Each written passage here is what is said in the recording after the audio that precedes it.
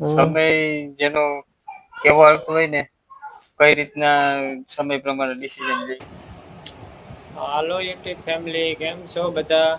બધા મજામાં જ છો? આજના નવા વ્લોગમાં તમારા બધા મિત્રોનું સ્વાગત છે. બધાને જય માતાજી, હર હર મહાદેવ, જય દ્વારકાધીશ. તો મિત્રો બધાને ગુડ મોર્નિંગ. ત્યારે બપોર તાવા આવ્યા છે, તો મહેમાન પણ આવ્યા છે, પ્રજ્ઞાના ભાઈ આવ્યા છે, તો બપોરા કરવા બેસવું છે. તો ખાવાનું પણ રેડી થઈ ગયું છે, તો હવે બપોરા કરી લઈશ. 12:30 જેવું વાગી ગયું છે. તો હવે આપણે મહેમાન અહીં આવ્યા છે, તો મહેમાનને ટાઈમે જમવા પણ દેવું પડે. પ્રજ્ઞાના ભાઈ આવ્યા છે, અને મારા ભાભીના પણ ભાઈ થાય છે. તો મિત્રો, ચેનલમાં નવા હોય તો ચેનલને સબસ્ક્રાઈબ કરજો અને બેલ આઇકોન દબાવવાનું ભૂલતા નહીં, જેથી કરીને તમને ડેઈલી વ્લોગ જોવા મળે.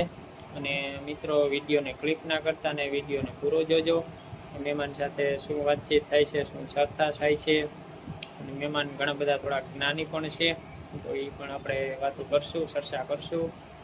વિડીયોને ક્લિક ના કરતા અને વિડીયોને પૂરો જોજો.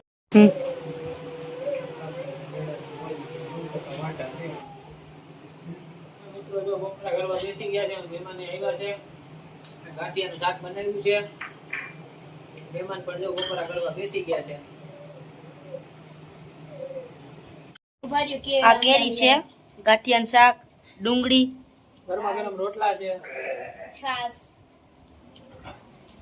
મહેમાન બપોરા કરવા બેસી ગયા છે. જો ગાંઠિયાનું શાક ખાય છે.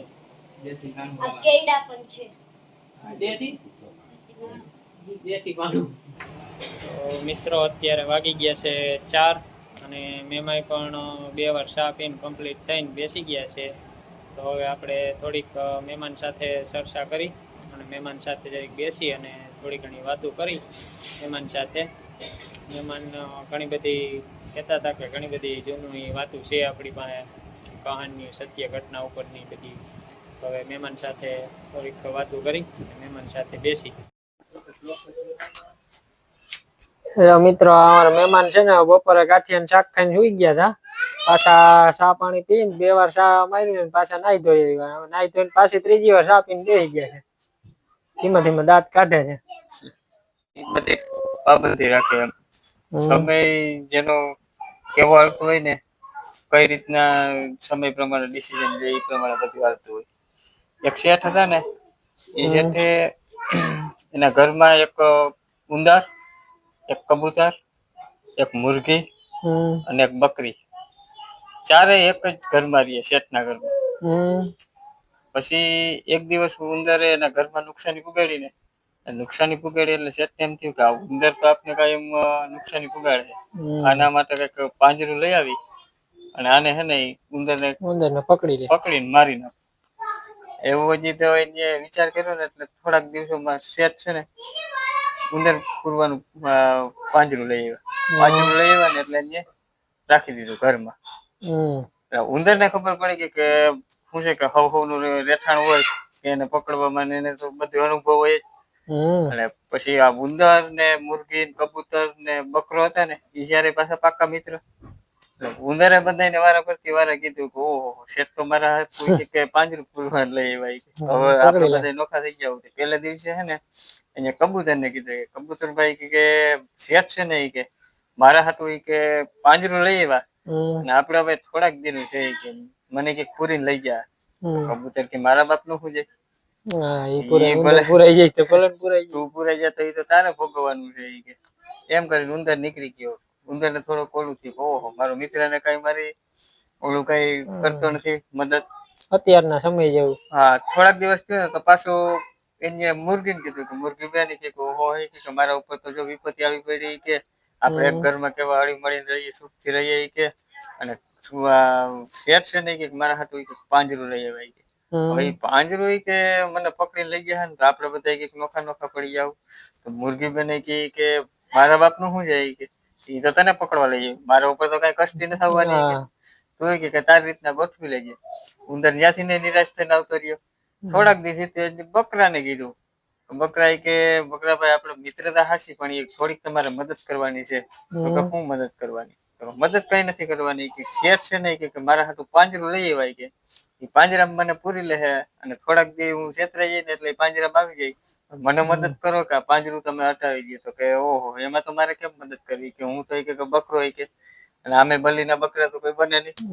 એ કહો તો સારી રીતના લડી લેજે. તો ઉંદર એટલું કાંઈ થઈને મિત્રને મૂકી અને થોડોક નિરાશ થઈને ભાગી ગયો. થોડાક દીમાં જ્યાં પાંજરું પડ્યું હતું ને ત્યાં સાપ આવ્યો. સાપ જેવો એ પાંજરામાં અંદર એને એમ કે રોટલા બટકું કે કઈક રાખ્યું છે ને એ લેવા ગયો ને એમાં સાપ આવી ગયો. સાપ અંદર વયો ગયો ને મોઢું રહી ગયું બરોબર. પાંજરું જેવું ફટાક તેરાનું પડી ગયું ને એમ જેઠાણી ખબર પડી ગઈ. ઓહો ઉંદર આવી ગયો, હાલો હવે એને લઈ આવ્યા. અંધારામાં જેઠાણી પગ ભર બન્યા ગઈ, હાથ નાખ્યો તો સાપે જેઠાણીને ડંખ મારી લીધો. ડંખ મારી લીધો ને એટલે સીધો શેઠાણીએ રાડી નાખ્યું. હોય મારે આખા શેઠને ખબર પડી ગઈ. ઓહો શેઠાણીને કઈક થયું. જઈને જોવો તો પાંજરામાં ફરક પુરાયેલો પડ્યો, મોઢું એનું બરોબર. ખબર પડી ઓહો આને તો કે સાપ ડંખ મારી ગયો. આને તો વેદ પાસે લઈ જવું છે. એ વખતમાં તો વેદ નહીં છે. વેદ પાસે લઈ ગયા. વેદે કીધું ઓહો તો ભારી કરી તમે કે આને કે તાત્કાલિક કબૂતર નું લોહી પીવડાવે છે. તો એ કાને હે ને મૂર્છા જાય. બાકી આને કે ઝેર વધતું જાય છે. થોડાક દી તો પછી શેઠે વિચાર કર્યો ઓહો કબૂતર તો મારા ઘરનું છે. ઘરનું તો કબૂતર ને મારીને એમને સીધે કબૂતર નું લોહી પીવડાવી સારું થઈ ગયું. સારું થઈ ગયું. પાછું થોડાક દી પછી પાછા બતાવવા ગયા ને ઓહો હોય કે આને તો નબળાઈ છે. મૂર્છા તો હોય ગઈ પણ એ નબળાઈ છે. નબળાઈ ની હિસાબે આને કઈક ખોરાક બોરાક ખારો કરાવો હોય કે તો કે ઈ કે આપડે ઉપાધિ છે. મુરગી તો છે કે હાલો મુરગી નો હલાલ કરી નાખો. મુરગી ને એક દી બતાવી દીધી. થોડાક દી થયું તો અહીંયા બધું સારું થઈ ગયું. શેઠાણી ને મૂર્છા હતી બધી વહી ગઈ. પછી નબળાઈ હતી એ ભાગી ગઈ. થોડાક દી તો મહેમાન ખબર કાઢવા આવ્યા. મહેમાન ખબર કાઢવા આવ્યા એટલે કે ઓહો મહેમાન ગતિ મેં કઈક તો કરવું જોઈએ ને.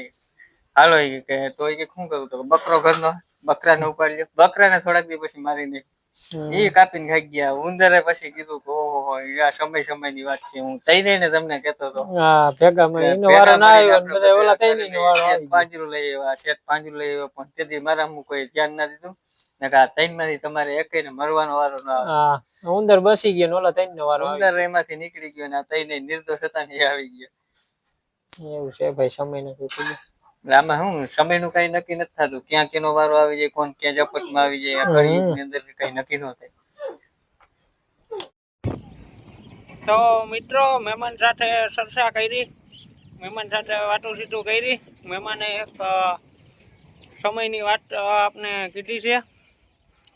તો સમય વિશેની વાત મહેમાને કરી છે કે ભાઈ સમય બળવાન છે, સમય બધું કરાવે છે. સમયની એક વાત મહેમાને કરી. આજનો વ્લોગ અહીંયા પૂરો કરવામાં આવે છે. કાલે નવા વ્લોગમાં પાછા મળીશું. ત્યાં સુધી બધા મિત્રોને જય માતાજી અને તાતા બાય બાય.